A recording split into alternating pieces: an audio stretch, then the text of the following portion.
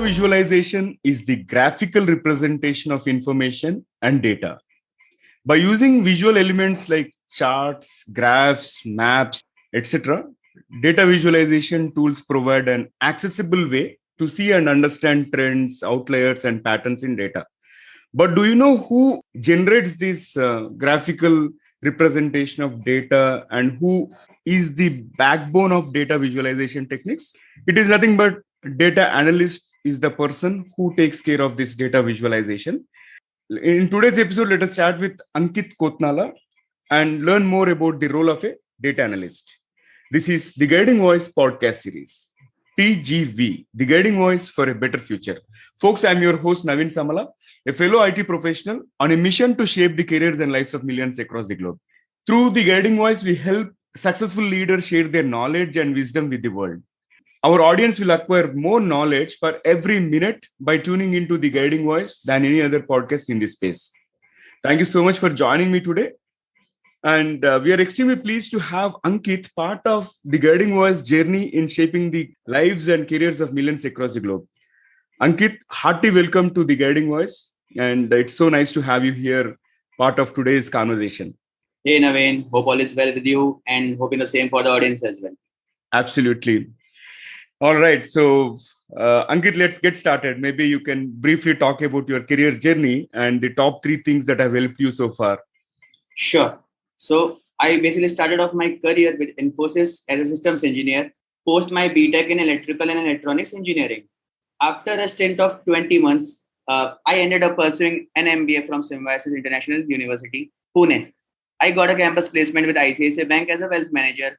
However, core sales was not my cup of tea, so it never lured me. That was a turning point for me actually, and as I felt, the longer I stay away in that marshy arena of BFSI core sales, worse the opportunities will turn out for me.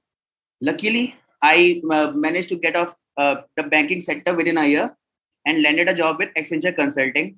But one of the client was very impressed with my work and in turn offered me an FTE role. Instead of working as a vendor, I could have worked as a full-time employee. Hence, here I am working for Google. So top 3 things that helped me so far are like hunger to learn as many tools and techniques as possible while excelling in a few. And then hunger to grow within my career journey and actually achieve what I always wanted to. Then hunger to earn, to stay updated in the marketplace, to understand the current scenarios of compensation and to earn with par to the market. Yeah, that's all about me. Wonderful. And I love your energy so much. I love your energy. Thank you. All right. Now let's get into the core of today's topic, Ankit. Can you shed some light around the role of a data analyst, what he or she does in any organization? Sure. So a data analyst is someone who performs either or all of the following activities, like design and implement business intelligence solutions and dashboards, generate insight and provide decision support for enterprise clients. Apart from that, support data engineering using ETL, that is extraction, transformation, and loading tools, and build enterprise data warehouses. Then work with stakeholders to determine business requirements, priorities, define key performance indicators, those are KPIs, and develop BI and data warehouse strategy. Then analyze large amount of raw data and summarize into clear, accurate, meaningful, value-added reports and analysis. Last but not the least, identify new and emerging technologies and enhance existing processes related to analytics and business intelligence. Like you yourself are the part of business excellence, right? So you might understand the last point. Yeah. And now let's talk about the importance of this role for any organization. Sure. See, the role of a business data analyst is multidimensional and involves managing various aspects of a business, from acting as a bridge between the IT and business teams to finding profitable growth avenues. There is a huge responsibility riding on the shoulders of a business data analyst. In the modern digital era, the significance of a business data analyst has grown even further. Like the digital world has taken over the real one, and the power of data runs it. If you compare the volume of data stored and used today with the previous decade, you will be surprised. This demand of data analysis and use of data will continue to grow in the future as well. More and more business decision will be taken after careful evaluation of the data metrics put in place by the organization. Data analysts assess historical data that helps them to optimize business operations by identifying the existing loopholes, leading to optimum utilization of resources and efficiency of the system, saving a considerable chunk of, you can say, expenditure for the organization. This frees up the organization's monetary and human resource and give more flexibility to indulge in new projects. And what else an organization wants, right? To save money, to save cost. Yeah. I think now there is a huge demand in the market for this data analyst and all, right? So can you share some visualization techniques in terms of how do we maybe talk briefly about sample charts, okay, which are used for highlighting these KPIs or metrics? Sure. Like you as a data analyst should know your audience, right? So this one of the most overlooked yet vital concepts around. Then you should set your goals. Like any business-based pursuit, from brand storytelling right through to digital selling and beyond. With the visualization of your data, your efforts are only as effective as the strategy behind them. Apart from that, you should choose the right chart type, as you mentioned. So like here, like I will discuss some of the charts, or let's say effective chart types for data visualization. So basically there are number charts, which are used for real-time numbers, like real-time number charts are basically used for particularly effective when you are looking to showcase an immediate and interactive overview of a particular, or let's say particular key performance indicator, that is KPI, whether it's a sales KPI, site visitation, engagement levels, etc. Then it comes the like maps come. So first of all, map look great, which means they will inspire engagement in the board meeting or presentation. Secondly, a map is quick, easy and digestible way to present large or complex set of geographical information. Apart from that, pie charts are there, gauge charts are there, bar or column charts are there, area charts are there. So there are so many charts and there are a number of charts. Then you should take advantage of color theory. Color is a very important thing to catch the attention. Then you should be able to handle the big data, because the data is getting so huge these days that you should be able to handle the big data. Apart from that, you should know how to use ordering, layout, and hierarchy to prioritize. You should use text, because text, again, you can't deny that text are not a part of visualization. Then you should include comparisons, like comparing year or period over period analysis. Then you should tell the story, because see, the visualization is not just the dashboard, it is a story. You should be able to explain that story to the end customer, that is your client. Then you should know how to merge it all together, like merge whole data set together. So yeah, these are some pointers which you should take care when, like, as a role of data analyst. So it's about storytelling, and wherein business leaders can actually make some decisions based on the insights that you are going to generate. Right. Wonderful. Now let's take a step back and talk about the sources of this data. You might have a regular database, data warehouse, and in some cases unstructured data, structured data and all. So how do we extract data from multiple data sources and all, and any pointers around that? Okay, sure. So basically, like integrating data from multiple sources is an involved process that requires contemplation and planning. It can't be done right away, right? So step one being decide which source to use. Like the first step to identify which data you want to integrate. This may be more difficult question than it seems, depending on your goals and your use cases. For example, you might want to integrate data from a CRM, that is customer relationship management, right? System, so you can generate intelligence about the customers who buy products from your e-commerce business. Apart from that, you should choose a data integration method. Depending on your needs, you may want to use ETL, that is extraction, transformation, loading for data integration, or an alternative method. ETL involves extracting data from a source like an e-commerce database, loading it straight into a data warehouse, and then transforming the data into the correct format for analytics. As you see, ETL switches the load and transfer stage of ETL. Yeah. Then estimate the size of the extraction. Come up with an estimate of how much data will be involved during data integration, how many rows, how many GBs. Extremely large big data workloads will likely have to run less often to avoid overwhelming your IT resources. So you should filter out the data accordingly. Apart from that, you should connect to the data sources. Each data source may have its own API, that is application programming interface, right? So, or connector to help with the data integration process. So if you can't easily connect to a given data source, you may have to build a custom integration. Apart from that, data cleaning, like depending on the data integration method you choose, here are some things you need to consider when thinking about how to get data from multiple sources. So like data cleansing, data reconciliation, data summarization, data filtering, data aggregation. Like these are some pointers you should take care. Then using data from multiple sources is necessary for modern BI analytics, of course, but it can lead to data quality issues if you're not careful. So the challenges associated with data from multiple sources may include heterogeneity amongst the data, then increased visibility, data integrations. So these are some like the scalability. These are some like things you should take care because the data is huge. You need to extract it. Yeah. So that's all about it. Mm-hmm. Wonderful. So Ankit, now can we talk more about the tools? Like in the market today, we see Power BI, Tableau, Qlikview, and all, right? So what are some differences among these tools and how are they helping the businesses? Yeah. So I will cover a few of them. Yep. So first being Tableau. So of all the data visualization tools available in the market, right? Tableau is among the most widely used. It has the greatest market share. It is a data analytics and visualization platform owned by Salesforce. It offers a number of different products, including Tableau desktop, server, online, and more. It integrates natively with a wide range of data sources, including Excel, Google Sheets, SQL Server, Google BigQuery, etc. It can connect to anything, pull data from anywhere, and create powerful visualization quickly and easily.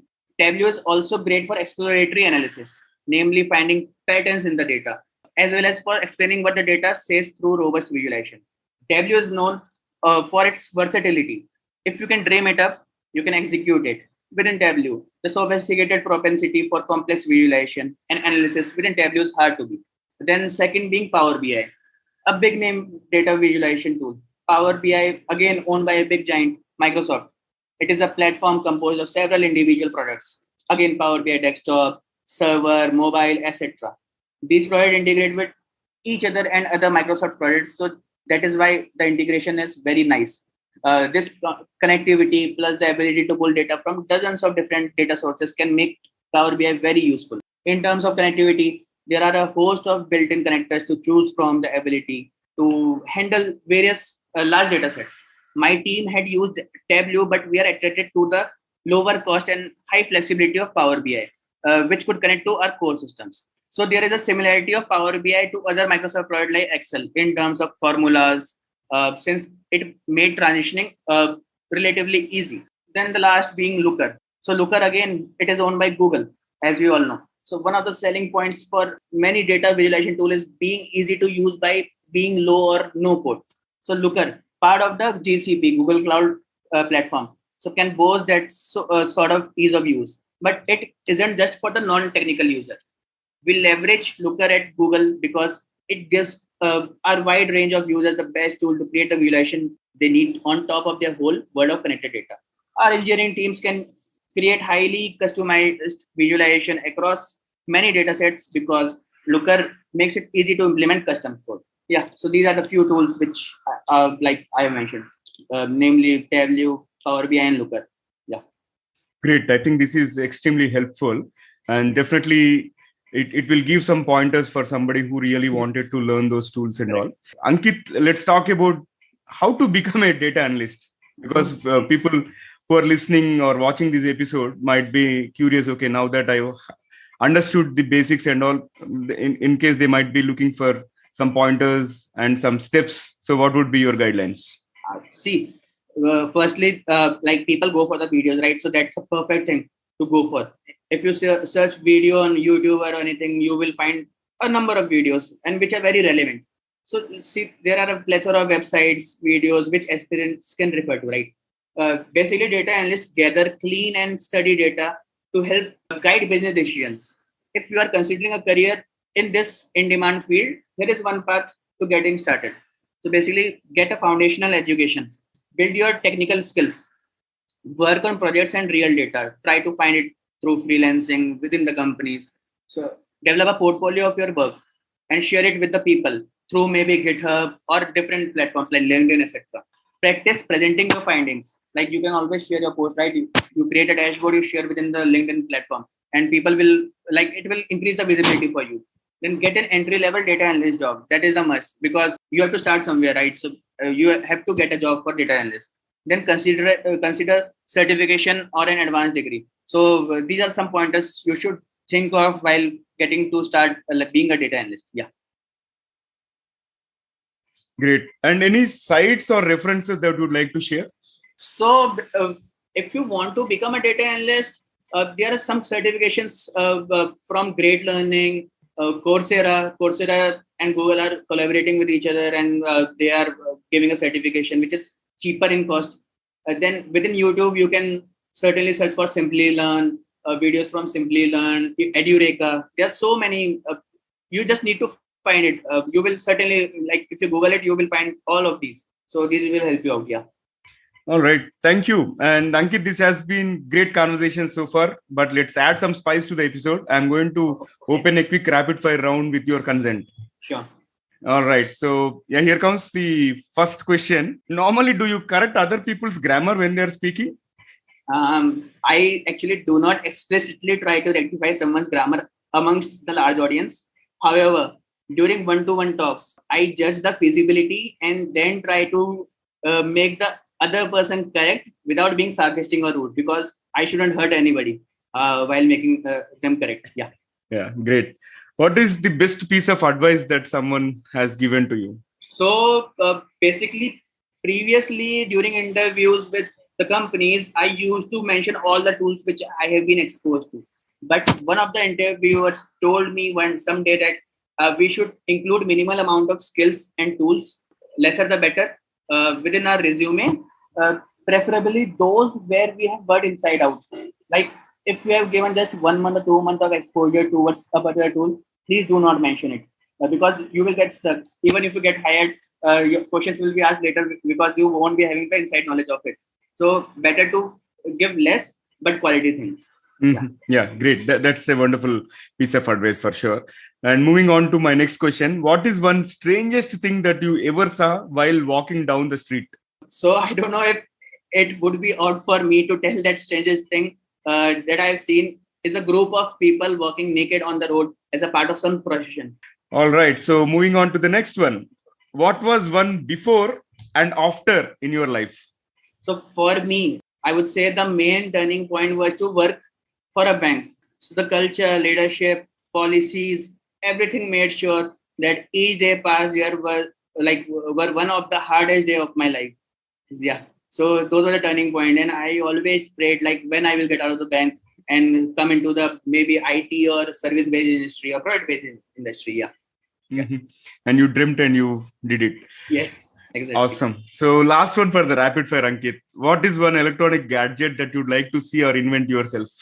So considering too much heat these days, so I would think of an AC or air conditioner which won't do any carbon emission and won't increase the electricity bill. Safe for both environment and pockets. Awesome. Yeah. That's so nice. That's quite interesting. And I heard like Delhi had hottest summer this time, right? And it was never been in the history and all. Correct. And temperature has been soaring over 43, 46 degrees Celsius. And I can imagine. Right. All right. Yeah.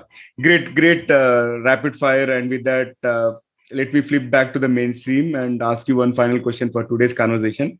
So what will be your one piece of advice to those aspiring to make big in their careers? So that advice, I'm no one to give an advice, but I would tell you something which I follow for myself. Never lose hope. Keep on trying. You will eventually succeed. Start helping yourself, and then only God may try to help you. And you don't know what you don't know. So never stop learning and keep motivating yourself. No, I love that point. Normally, we don't know what we don't know, because if we know what we don't know, we will definitely start learning and improving ourselves and all. Yeah, that is one intriguing advice. And thank you so much, Ankit. Fabulous advice and also fabulous conversation. Thanks for joining me today and being part of the show. All right. So, folks, before we move into the trivia section, here is a small request to you.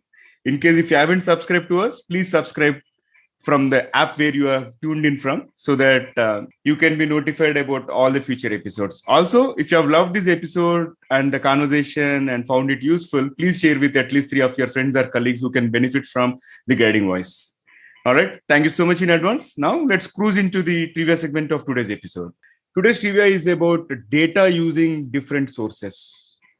I'm going to share a couple of pointers here. And number one being, less than 0.5% of all data we create is ever analyzed and used. So you can imagine only just less than 0.5% is used. If at all we were to use at least 50% of it, then the kind of gadgets and the technology is going to evolve, or something which we have to watch for, right? And moving on to the second one, a 10% increase in data accessibility will result in more than $65 million additional net income for the typical Fortune 1000 company. And Google uses about 1,000 computers to answer every single search query. That's quite whopping. And final one, by 2025, the data science analytics sector in India is estimated to grow eightfold, reaching $16 billion, which clearly says that this particular field of data science and data analytics is booming, and there is a huge demand for professionals in this area. So in case if you really wanted to explore your next career path, probably you can embark on either data analyst or data scientist journey. All right. So that's all for today. Thank you so much for joining me, guys. I'm your host, Naveen Samala, a fellow IT professional and a passionate learner on a mission to make a difference in the lives and careers of millions across the globe. Until next time, bye-bye. See you all in the next video.